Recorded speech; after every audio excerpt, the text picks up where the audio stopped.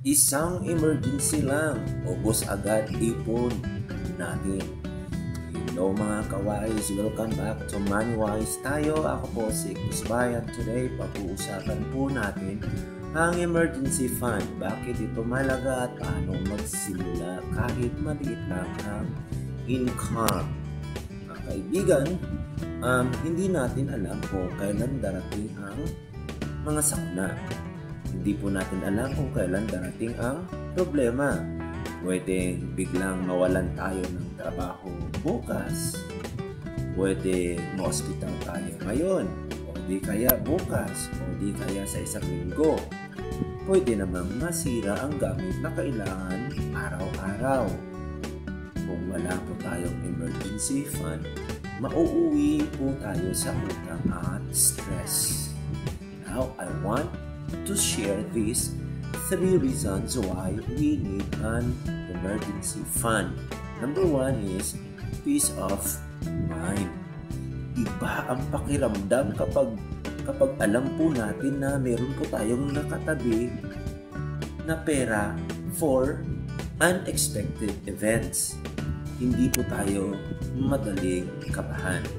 Number 2 po, avoid debt. Kung may ipon po tayo, hindi po tayo kaagad uutang na may mataas na interest. Then, number 3, flexibility. May choices po tayo na hindi po tayo kaagad mapipilitang ibenta ang gamit o humiram tayo ng pera sa ating mga kapitbahay o sa ating mga kapatid. Mga kaibigan, ito pa po ang pro tip na gusto kong i-share din sa inyo. Smart small. Kahit 50 pesos, 100 pesos kada araw o linggo, basta consistent po tayo, maganda po yun. And then, aim po for at least 3 to 6 months of expenses. Kung gastos po natin ay 10,000 pesos per month, targetin po natin na 30 or 60k emergency fund. Maganda yun.